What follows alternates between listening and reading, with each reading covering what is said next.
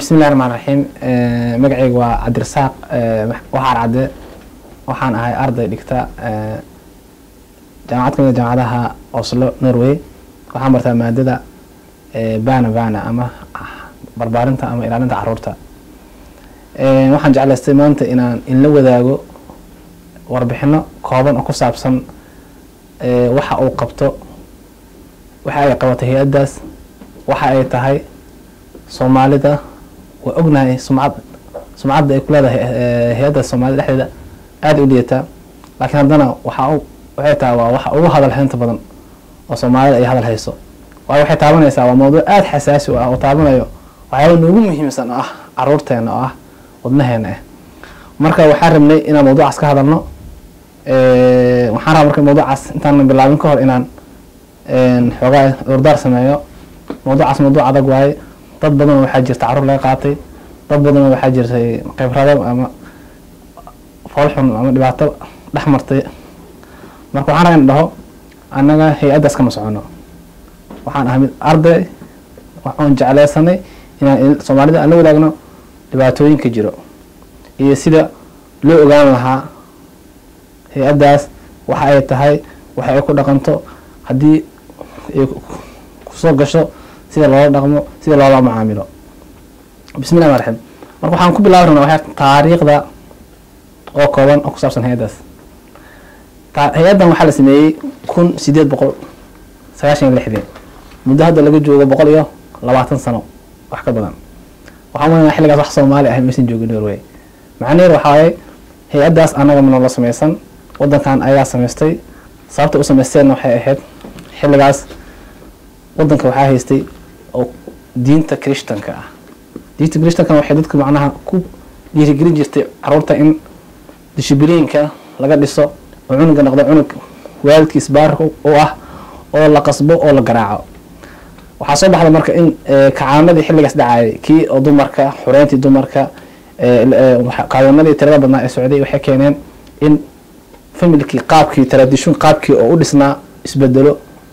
oo hooyadii ay awood yeelato taasna waxay keentay ugu dambeyntii in sharcigan soo baxo oo dawladda markii ugu horeysay soo farageliso arrimaha privaat qaaska ah ee qoyska kabacdi sharcigaas muddo ayaa lagu dhaqmayay sharcigaas wuxuu dhigayay in hadii cunuga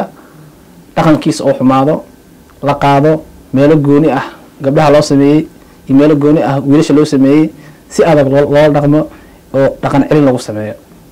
sharcigaas waxa la bedelay 1954 waxa soo baxday markaas sharci cusub oo dhahayo in la joojiyo xooga lagu hayo caruurta oo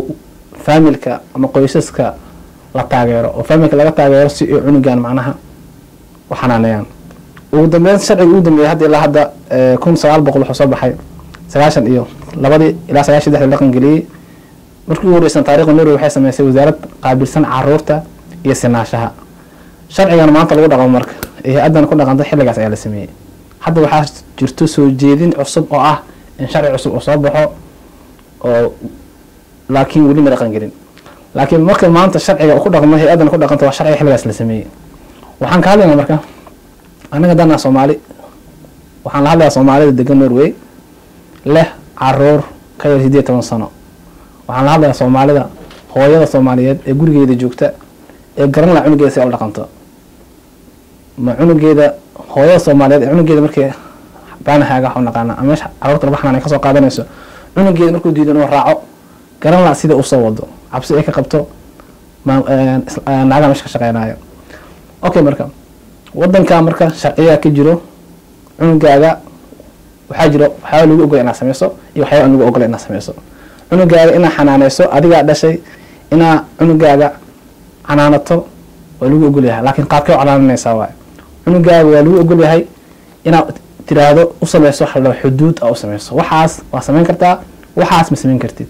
waxaas dhan laakiin waxa waaye wax ay tahay inaad barato anaga muslimiin aan nahay waxaan marnaa ayadu guriga Quraan soo degto waxay ahayd in la iqra bismi wa akhri ma dhahay marka waxaan jeclaysan lahaa in wax la akhriyo sharciga wadankan Soomaaliya ku qorno Norwegian ku qoran yahay laakiin waxaan isku dayeynaa inta tabarteena ah anoo kaashanayna Noorsom inaan soo bandhigno maxaa lahaa qaybo kamid ah warbixino kooban ku saabsan okay haddaan bilaabno marka waddankan wax kasta waxay leeyihiin sharci. hay-addan waxay leedahay sharciyo. sharcigeeda qaybta koowaad sababta loo sameeyey ujeedada laga leeyahay sharcigan maxaa waaye sababta loo sameeyey oo loo asaasay hay-addan maxay tahay. hay-addan waxaa loo asaasay oo laga leeyahay ugu weyn laba ujeedo. ujeedada koowaad waxaa waaye in la hubiyo dhammaan caruurta iyo dhalinyarada ama da-yarta oo ku nool xaalado maxaa la dhahaa dhibaateyn kara horumarkooda caafimaad ama jir ahaaneed inay helaan gargaarka ay u baahan yihiin xilliga ay u baahan yihiin iyo xanaanada ay u baahan yihiin. maana cunuga wuxuu leeyahay xuquuq uu leeyahay cunuga xaq wuxuu leeyahay inuu helo xanaanada u baahan yahay. marka hay-addaas waxay kontroleysaa in qoyska uu siinayo cunugaas xanaanada u baahan yahay iyo cunuga inuu ku koraayo qaab oo horumar ka samayn karo maskax ahaan iyo jir ahaan. midda labaad waxaa loo sameeyey inay ka qayb qaadato cunuga inuu ku koro jawi nabad ku dhisan. annaga waxaan malaya Soomaaliya daan nahay barnaamijkaas aad noo quseeyaa oo waddankan waxaa isku dhiibnay inaan nabad helno. marka guud ahaan dowladda waxaa waajib ku ah dadka nabadooda ka shaqeyso gaar ahaan caruurta oo si gaar ah in caruurta nabadooda laga shaqeeyo oo cunugan nabad uu ku koro jirkiisa iyo caafimaadkiisa. yoo quseeyaa sharciga marka sharcigan wuxuu quseeyaa cunug kasta oo degan waddankan Norway degan oo ka yar 18 sano. sharcigan wuxuu quseeyaa cunugaas hama ahaado qof Norwegian ah basawarka waddankan haysto ama ha ahaado qof degan oo waddankan degan. okay hay-addan sida qaabkay u dhisan tahay marka hay-addan waxay u dhisan tahay laba dabaqad. dabaqada koowaad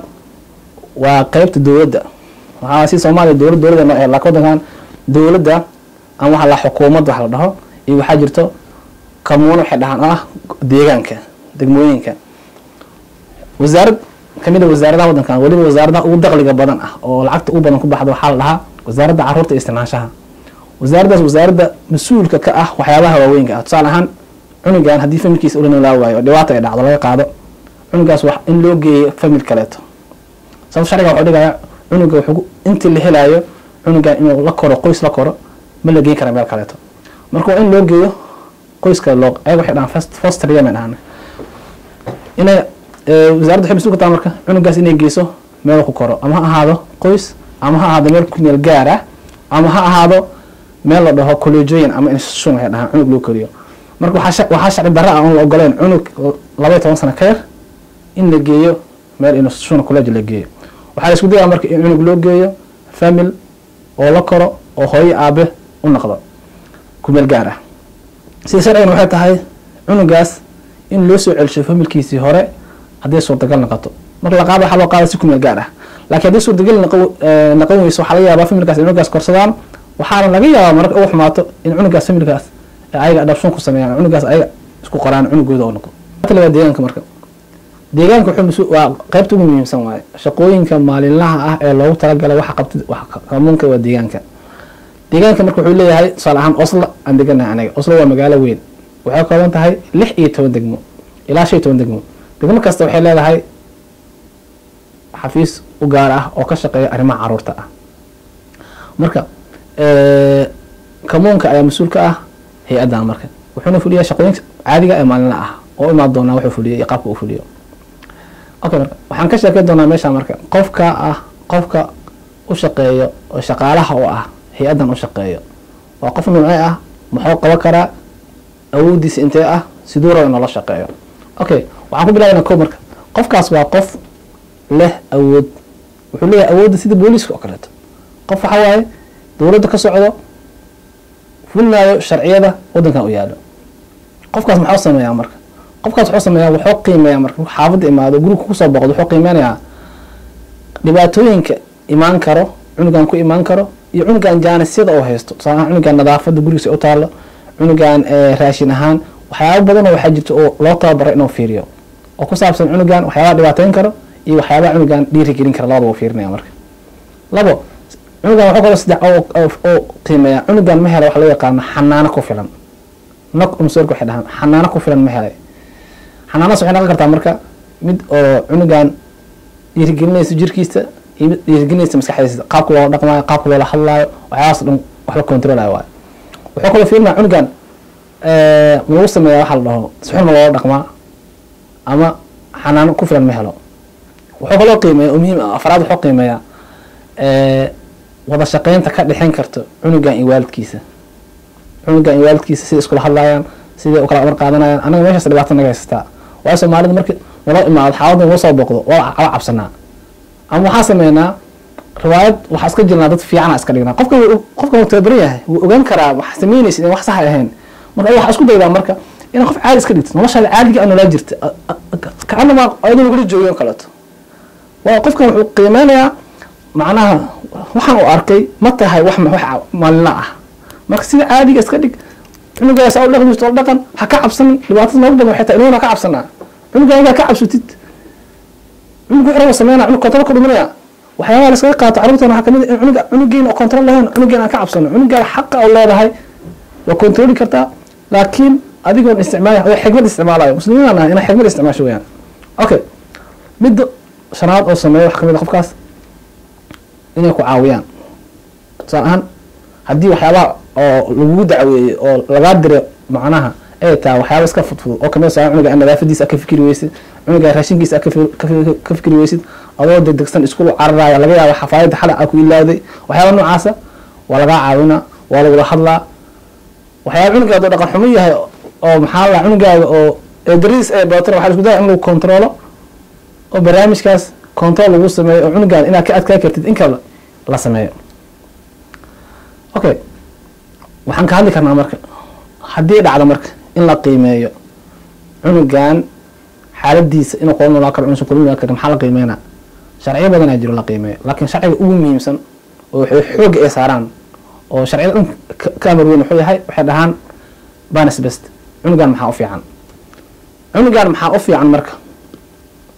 wax go-an ma ah oo laga jawaabi karo tusaale ahaan cunugan maxaa u fiican waxaa laga yaaba adiga cunug wax u fiican tusaale ahaan soomaalidana cunug maxaa u fiican waxay karan tahay cunugan maxaan rabaa cunuga inuu noqdo tusaale ahaan cunuga maxaa rabtaa adoo weydiinaya maanta cunuga inuu noqdo maxaa rabtaa cunuga tusaale ahaan waxaa dhigi kartaa waxuna cunugii markuu weynaado gabar hadday taa waxaas oo rabaa laakiin dowladda leedahay cunug fiican maxay u taqaanaa cunug fiican waxay u taqaanaa dowladda leedahay cunug inuu yahay markuu weynaado dadkiisa macnaha ka qayb qaato shaqadiisa ku guuleysto dadka nabadgeliyo laga nabadgalo dowladdan culays a ku ahaanin mujtamaca kamid ah okay marka waxaa la qiimeynaya cunuga maxaa u fiican okay hadday iska hor imaadaan marka waxaa cunuga u fiican iyo waxa waalidka u fiican maxaa la qaadanaa waa iska caddahay waxaa la qaadanaa waxa cunuga u fiican tusaale ahaan cunuga haday u fiican tahay in oo wadankan sida xorriyadda ka jirto iska baashaalo oo waxyaabaha anaga ku qasbayno salaadii waxyaabaha noocaas oo dhaa waxsa ii fiican cunug waa dhegeysanaa waxaa ka ilaa waxay tahay wadankan sharci waxaa ka jiro cunuga 7 sano gaaro waxaa dhahaan cunuga xaq wuxuu leeyahay in la dhegeysto markuu 7 sano gaaro haddii waxtaa 7 sano kaliya yahay haddii cunuga wuxuu sheegaya la fahmi karo oo cunuga warkiisa oo macnaha sixi karo waa la dhegeysana waan la qiimeynaya wuxuu sheegaya marka hadlaayo wuxuu sheegaya sax miya qalad miya marka hadlaayo ma saxan yihiin ma qaldan yihiin laakiin waxa ka hadlaayo wuxuu jiraan okay laakiin waalidka waxaa la jeclahay in la shaqeeyo way waalidka qof ugu ogaal badan wanaaga iyo cunugiisa ma jirto marka Soomaaliya waxaa jirto haddii lacal ay dhacdo in lagu imaado oo cunugaaga la wareysto oo cunugaaga wax aadan jeclaysan oo sheego adigu weli xaq waxa uu leedahay inaad la shaqeyso oo isku daydo oo shaqeyntaada u baahan yihiin inkastoo macnaha cunugtiisa xoog la saarayo okay marka waxaa jira marka waxay dhahaan 3 mabda oo ugu muhiimsan maxaa la dhahaa hay'adan ugu muhiimsan oo sharciga ku qoran in ugu muhiimsan tahay inkastoo macnaha barasis ahaan Soomaalida aad uga cawato ay dhahaan ma la sameeyo 3 wax kamid ah midkay dhahaan horta hore qofka marka hay'ad oo shaqeysid hay'adan waxa sharci ah marka qof aadeysid in aad sharci u leedahay tusaale ahaan qofkan waxaas iyo wax soo sameeyay sharcigaas ku tuntay qaladkaas uu sameeyay ayadoo cad inay ku imaadaan ayadoo sharci la'aan intay ku imaadaan cunugka ma qaadan karaan markuu soo xiriiri karaan waxa ogaataa marka lagu imaanayo oo lagu dhaqmaayo ku xisaabtan in sharci ay wataan ay ku xisaabtamayaan oo hadhow macnaha aan badan cunugaaga macnaha sabab loo qaadanay ay jirto hadhow ku xisaabtami karaan okay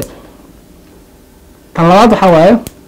waxaa jira sharci muhiim ah oo anaga Soomaalida ugu jirto haddii aan xoog ka saarno oo hay'adan sharcigan uu qoraayo waxay dhahaan biologiska principle oo ah in hooyada iyo aabaha dhalay ilmaha familkiisa cid uga fiican ma jirto waxay isku dayayaan intii suurtagal ay tahay in lagu caawiyo haddii macnaha dhaqaale xumo ay ku hayso haddii si kale u dayacan tahay haddii caruurta dhibaato anaga haysto waxaa laga yaabaa hooyo Soomaaliyeed in toban caruur ah maxaa la in leedahay 5 caruur ama 4 caruur 10 sano ka yar oo iskuul laga rabo ama shaqo laga rabo kabacdi maxaa la stress kala orod ilmaha waa taqaana qaar madax adag in rabaxsho ku dhifataa laga yaabaa cunuga rabaxsho ku dhifatay adiga xumaan kan wadin laakiin dil ma laga yeelay macnaha dhow macnaha ani kan wadin iyo saas uma jeedin iyo cunugii mala iyo wax ma soconayso okay marka laakiin waxa muhiim ah tahay sharciga waxa uu faa'iideyn karnaa haddii hooyada iyo aabaha ee dhacdo lacag ay diraan oo ilmaha laga qaado haddii ay jiraan habaryar eedo qof kale Soomaali ah qof kale muslim ah oo hayn karo asaa xaq u leh in cunug loo geeyo laakiin duruuftii noqonay Soomaalidana taas ma ka hadlay guriga ma lihin gurigeena cariiri waaye ilaa xalkeena taas ma ka hadli kari okay marka bininsib kala saddexaad waxa meesha yaala waxay dhahaan minister ingrid horta in lagu soo weero ama in lagu imaan cunuga la qaato weerar waaye laakiin weerarka kala nooca waxaa la isku dayaa in macnaha si tartiib ah macquul ma in hal mar lagu imaan cunuga la qaato waxay ku dhigi kartaa hal mar dhacaysa waxay dhacaysaa waa ma dunta waxay dhacaysaa markii in cunugaaga hadii oo dhaw wali dilay ama oo dhaw macnaha qaab waxay dhahaan sexual ahaan laga faa'iideysto Soomaaliya ku naqana in cunuga jir ahaan laga faa'iideysto oo macnaha waxyaabo noocaas la sameeyo laas mar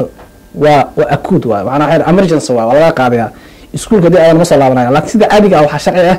in waqti lagu soo diro in lagu soo xiriiro in la isku dayo in lagu caawiyo haddii aad diido in lagu caawiyo marka waa caawinaad ay socodayso ama halka la waayo markaas ay macnaha waxa loo gudbaa kii ku xigay sharci ee jira marka oo ka yaalo sharciyaha insha Allah gadaal ka sharxi doona sharciya oo macnaha qaabka jaranjarta la maro waay oo 1 2 3 4 ka loo soconaa okay marka waxaa jirta marka waxay dhahaan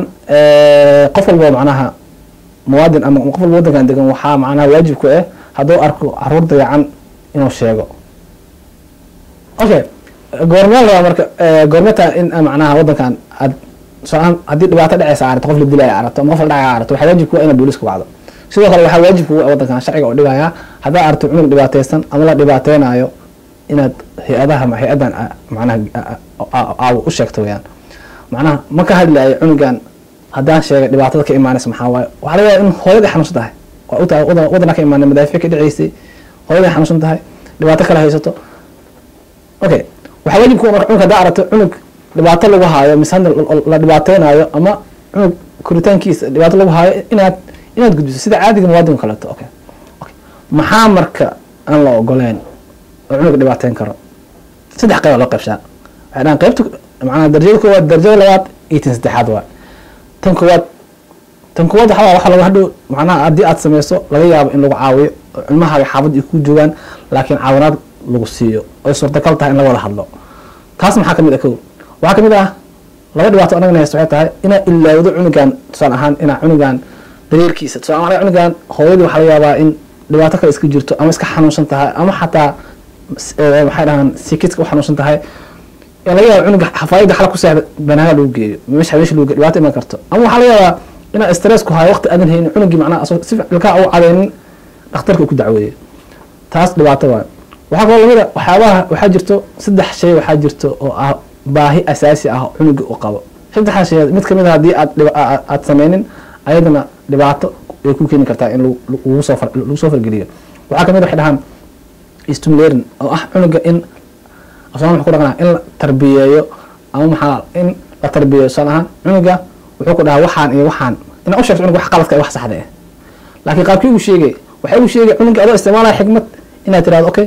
ina sameyso salahan cunug waxa rabtaa oo dhib badan yahay oo orod badan yahay ina fadhiisto dejisa rabtaa waa ina soo gadaa waxyaabihi uu sawirayo waxyaabihi ku ciyaarayo si cunuga situationkiisa ay u bedeshaa aqli ina isticmaasho waa tarbiyada waxa la dhahayo waxay u baahan tahay in wax hal mar dhacaya ma aha waa wax in lagu celceliyo u baahan waqti ina gelisaa waay cunuga ina waqti gelisaa oo waqti la qaata oo wixii aad u sheegtay oo ku celisaa waay cunuga ina ilalisaa waay jir ahaan caafimaad ahaan maskax ahaan ilalisaa waay saddex mid kamid ah daas ma weyso marka waa lagu soo fargelinaa marka waa laga caawinaa barnaamijkaas midda kale dhici karta waxay tahay ayadana waxay tahay haddii cunuga ama uu xanuunsaday ama dhibaataa gaarta ama meelo kasoo dhacay haddaa dhakhtarka u cooyeysa adan dhibaato kale waayo because waajibkaaga cunuga qofka la jooga mas-uulka adiga waaye okay taas waxa waaye dhibaato oo lagu soo fargeli karo ilmahaagana macnaha caawinaad ay ku heli karaan waaye adigana codsan karta hadaa u baahan tahay dhibaatada saddexaad kale waxay jirta waxay tahay tan kor u kacaysaa tan waxaa waaye cunuga haddii waxay dhahaan bool ama misxande cunuga haddii oo macnaha la dilo ama darxumo lagu sameeyo maskax ahaan ama jir ahaan cunuga dhaawac oo ka muuqdo ama maskax ahaan cunuga oo yaa cunug markii waxaa jira psychology ee dhahaan oo cunuga wareysanayo oo cunuga isbedel uu sameeyey san ahaan anaga waalidiinta waxay dhahaan ilmaha in la habaaro ilmaha in la caayo taas dhibaata keeni kartaa waxaa laga yaabaa cunuga marka haddaa cunuga aad caayid ama aad habaartid ama aad maagtid waxay keenaysaa cunuga inaad macnaha aad baxdisho cunuga wuxuu noqonayaa ciyaalkii ficiis mid ka liito waa la wareysanaa iskuulka waxaa jooga waxay dhahaan macalin ka shaqeeya barnaamijkan ugu tababaran oo social lar ay dhahaan oo macnaha barnaamijka qaabilsan okay taas waxay keeni kartaa cunuga in laga qaato ama dhibaataas waa culus tahay midda ugu darna waxay tahay laga hadlayn waxay tahay cunugan haddii oo jir ahaan looga faa'iideysanayo oo anaga badanaa soomaalida ma sameyn laakiin way dhici kartaa haddii cunugan qof weyn oo cunugan wadankan saad sheegayn waxay 18 sano wax ka yar cunug waaye haddii marka 18 sano wax ka yar ama qof la siiyo ama yaa la siina si kale looga faa'iideysto waxay keeni kartaa cunug si toos laga qaato weliba waxay keeni kartaa xabsi iyo boolis keeni kartaa cunugan in la dilo sidoo kale oo barnaamijka ay ku wanaanaysaa booliska soo fargelinaya cunug haddii la dilo ama sidoo kale looga faa'iideysto dhibaataas ay ma karto qaybtaan marka waxaa dhici kara marka waxay dhahaan in gaangan iyo ansac meldinkaa lasoo diray barnaamijka wuxuu isku bedelay saak arrin isku bedelay wuxuu yimid waxay haystaan hal isbuuc in ay barnaamijkaas ku guda galaan marka lasoo diray marka waxay dhahaan bishin remeldin oo ah in lasoo dhaho dhibaata qof ma soo diri karo qofka horaba ha ahaado dariska ahaa karaa iskuulka ahaa karaa dhakhtarka ahaa karaa xataa asxaabta way ahaa karaan maxaa dhici karta marka waxaa waajib ku ah hal isbuuc gudahood in barnaamijkaas ay fiirshaan saddexa dhici karta marka isla markaas dhici karto kow waxaa dhici karto in barnaamijkan la dhaho okay barnaamijkan baaritaan u baahan in lagu sameeyo labo waxaa dhici karto in la dhaho may barnaamijkan barnaamij iska xaafadda ciyaalka xaafadda waa oo la iska tuuro waxaa dhici karto in barnaamijkan barnaamij culus oo yahay oo isla markaasba laga howlgalo oo ah in qasab la sameeyo oo maxaa qasab muxuu noqon karaa in cunugii lagu sameeyo akuud balaaseerin cunugii in laga qaado si degdeg ah iskuulkii xaafadii meeshuu jooga loo imaado laga qaado xanaanays in lagala wareego iyo in la geeyo meelaha waxaa jira ciyaalka macnaha dhaqanka adag lagu dhaqan celiyo oo loogu taageero in la geeyo waa dii barnaamijka uu culus yahay waaye kabacdi waxaa laga hadlaa marka maxaa dhacay iyo laakiin cunuga kow in laga wareejiyo waaye okay marka sidee u wareejiyaan marka waxay u wareejiyaan qofka markuu imaado waxaa jira waxay dhahaan firkis namda oo ah gobolka nin waxaa fadhiyo oo sharciga yaqaano kaasay u dirayaan warqad wuxuu dhahay barnaamijkaas rabnaa inaan sameyno ogolaashun siina cunuga laga qaadaa okay marka maxaa dhacaya marka haddii marka taas waa fahanay qaybtan baaritaanka marka baaritaanka waxay haystaan markii baaritaanka guda galaan waxay sameeyaan 3 bilood ilaa 6 bilood ay haystaan ay barnaamijka baaritaan ku sameyn karaan okay marka baaritaanka maxaa kusoo bixi kara haddii waxa baaritaanka marka la sameeyo 2 natiijo kusoo bixi karto in lagu dhaho 3 natiijo kusoo bixi karto sidoo kaleeto in la dhaho okay barnaamijkan barnaamij u baahan ma aha fimirka isku filan faraha laga qaado ama sidoo aan sheegayna qasabka lagu sameeyo oo ilmaha lagala wareego ama in caawitaan oo lagu caawiyo oo free will adiga macnaha ogolaanayso caawitaanka wuxuu noqonaa marka 3 qaybood caawitaanka lagu sii karaa wuxuu noqonaa 3 qaybood mid ah in lagu siiyo macnaha caawitaan wax bedelayo cunugan dhaqan lahaa dhaqankaas in la bedel rabaa waa laga caawinaa adiga wada shaqeyn la sameynaa ama waxa laga yaabaa waxay dhahaan waalidkan dhaqaale ahaan iskuma filno ama xataa waxaa la guriga hooyada kuma filno hooyo keligeeda waaye waxay u baahan tahay caawin qof shaqaala la soo diro laga yaabaa waxay u baahan tahay cunuga in la raaco magaalada loo raaco waxay u baahan tahay cunuga in loo sheekeeyo oo lagu caawinaa xaqa u leedahay ama waxaa laga yaabaa in lagu dhaho okay waxaa laga macnaha mu kalsoonina isku filan tahay laakiin waa ku kontroleynaa 2 bilood 3 bilood waa lagu kontrolaa ina macnaha isku filan tahay in kaleeto kaas waa mid ama sida sheegayna qasab lagu sameeyo cunuga lagala wareego ama barnaamijka la iska xiro saddexaasba waa dhici kartaa marka dadku soo cesho saas waa marka la baarayo marka baaritaanka la sameynayo maxaa la sameeyaa waa qaabka wax la baaraa baaritaanku waxay martaa dhowr qaybood martaa kow waxa ugu horeeya aad isticmaalaan waxay dhahaan baan samtaal cunuga la wareysana cunuga ayaa wareys la yeelanaya cunuga qaabka la wareysana qaab professional ah qaab aad u xirfadaysan waxyaabo cunuga waxa la ka soo ahaan hooyo markay xanaaqdo maxay sameeysaa markii waxa aad rabto lagu diido maxaa la sameeyaa habeenkii maxaa qabata waxyaabo aad u fudud laakiin warbixin aad muhiim ah laga helayo okay waxa kala sameynaa in adiga naftaada waalidka ku lagala yeesho oo hay maxaa sameynaa see kula tahay su'aalo qaab warbixin laga keenay aan ogeyn okay waxa kala sameyn karaa in guriga lagu soo boqdo iyo biso wax dhahan xafada lagu imaana adaa lagu sheekaysanaa waa lagu ciyaaraa laakiin baaritaan waay wax alla waxa tiraahdo guriga ka imaadaan raashinka gurigiisa u yaala hawadiisa wixii isla walbara waxa alla wax la sameeyo waxa aan ku sheegayo hadalkaasi wax dhan wax waa la qorayaa waan la gudbinaa okay waxa kale la baara oo muhiimsan aan ogeyn waxay dhahan samisbeelka adi iyo cunugaaga saa isku hadlaysiin saa isku dhaqantiin qofkan uu yaqaana macnaha in xiriirka in ka dhaxeeyo inuu cunuga ka cabsoonayo waxaas dhan inuu ka cabsoonaynin sidoo ku qadarinayo wax dhan la fiirnaa waxa kale baaritaan kala sameeyaa ayada waxa la sameeyaa warbixin waxa laga soo qaataa meelaha kale sida booliiska kale to UDI-da meelaha oo waxa laga sii xasuusan hadaha inaan baaritaan sameynaa rabnaa ka waran ma ogashaa ha aska leedahay Soomaaliya taqaana waxa fiican aska dhigaysa okay meelaha meel alla meesha qusaysa warbixin u raasa kale u raasanayaan inka laakiin meesha laga shardiya jiro oo ah in warqadii dacwada laga soo gudbiyay oo lagu soo dacweeyay in ka badan laga baarayo waxa si meesha qoran okay waxaan sameyn karnaa marka sidee macnaha taasoo kiis gooni ah marka taas waa sida caadi ka baaritaan guud waay laakiin haddii baaritaanka oo noqday cunugan waa la dilo oo dhaho ama wuxuu dhahay waxaa lagu sameeyey kufsi ama Soomaaliya noqonaa dhibaato lagu sameeyey qaabkee loo baaraa taas way ka duwan tahay tii hadda aan sheegaynay tusaale ahaan haddii cunug baan ahaa uu joogo waalid la dhaho waalidka ma la wacaa ma loo sheegaayo taas waxaa la wacaa hay-addan la wacaa iyo booliska la wacaa kabacdina waalidkii iyo cunugii iyo hooyadii saddex aabihii hooyadii iyo waalidkii iyo carruurtii wareysi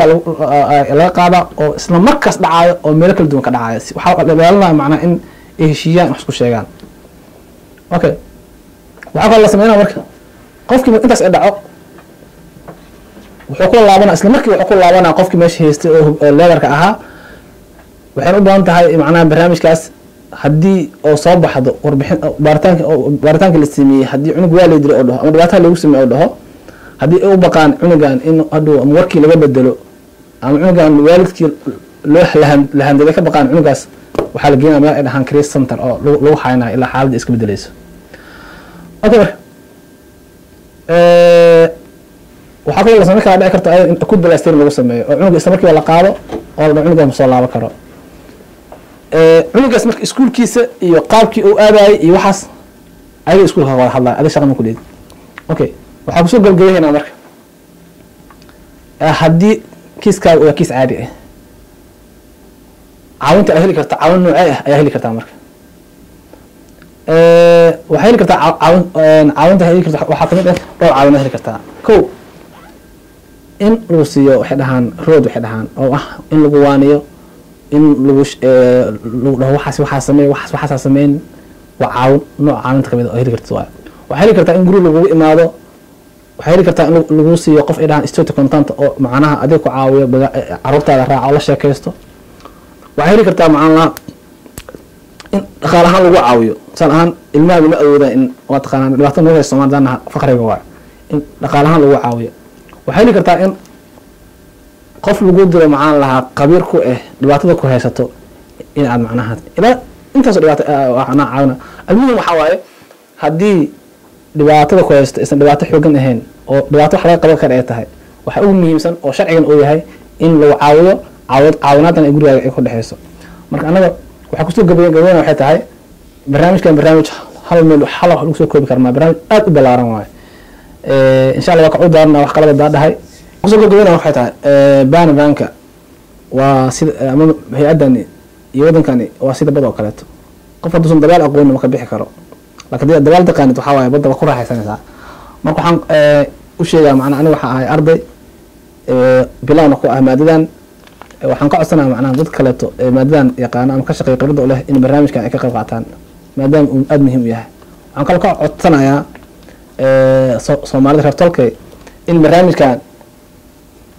mahorto ay tahay waddankan waa deganahay sharcigiisa waa noquseeyaa muhiim ah inay sax tahay inay qalab tahay laakiin waxaa muhiim ah in ilmaheena inta loo bixi lahaa Xaliima Laashan iyo Cabdi Haagan in carruurteena ay ilaashano okay waxaa kaloo muhiim ah in macnaha dib loogu laabto qaabka carruurta loo tarbiyeenaayo qaabka macnaha ciyaarta iyo macnaha aan ka haysano carruurta iyo saaxiibada ay leeyihiin sharciga waddankan waxaan kaloo ka codsanaa dhammaan dadka oo barnaamijkan khibradda u leh in barnaamijkan la sii wado aan ka wada shaqeyno waxaana gubaya waxay tahay anaga ma doonayno hal cunug oo Soomaali in la qaato laakiin taas waxay ogtahay reeb ogtahay carruur badan la qaataa waa la qaadan doonaa si aan hadda ku soconaa ku socono marka waxay doonayaan ugu yaraan in mugdiga iyo jahliga nagu jiro barnaamijkan nooga jiro inaan ka baxno taasna waxaa u bixi karnaa inaan isgara qabsano keena macnaha wax og kaan wax ogeyn oo u sheego anagana macnaha waxaa waaye inta awoodeeda ah inkastoo bilaaw ay tahay macnaha gubasho aan gubanayo dadkayga aan barnaamijkan usoo gudbiyey waxaan u mahad celinayaa Nursom barnaamijkan ka shaqeeyey waxaan rajeynayaa insha Allah in bilow fiican u noqon doonto barnaamijkan iyo barnaamijyo badan oo tixaano ah waayo maadadan waa maado aad u ballaaran oo dhanka nolosha bulshada taabanaysa carruurta waa bulshada waddankan beri dadka lagu wareejinayo waay sharci ahaan way taabanaysaa qaabkan macnaha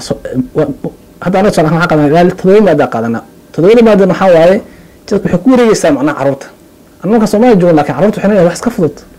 macnaha ciyaalka xaafad baa la isku wareegi jiray dugsiga la iska tagi jiray macnaha wax iska fudud ay laakiin maanta waa barnaamij bad ah culus weeyaan waxaan kaloo ku weenaa macnaha dadka ay khusayso si culimada iyo masaajidada inay ka shaqeeyaan in macnaha carruurteena waddankan 3 shay ka jirto waxay dhahaan integration waxay dhahaan assimilation waxay dhahaan segregation macnaha integration waxa waa in diintaada iyo dhaqankaagana ay haysato dadkana wax la qaybsato in waddankan dhex gasho oo ku dhex miranto inaad meel isku soo xirto anaga Soomaalidana laba qaybsanay inaad kuwa dhex galay oo ku dhex yaacay wax u baqaatay iyo kuwa soo xiray marka inaan insha Allah tan dhex aan ka shaqeyno xuquuqdeena aan soo dhaxsano dadkeena wax la qaybsano carruurteena aan badbaasano aan ku soo gabagabeynaa assalaamu calaykum waraxmatullaahi wabarakaatuh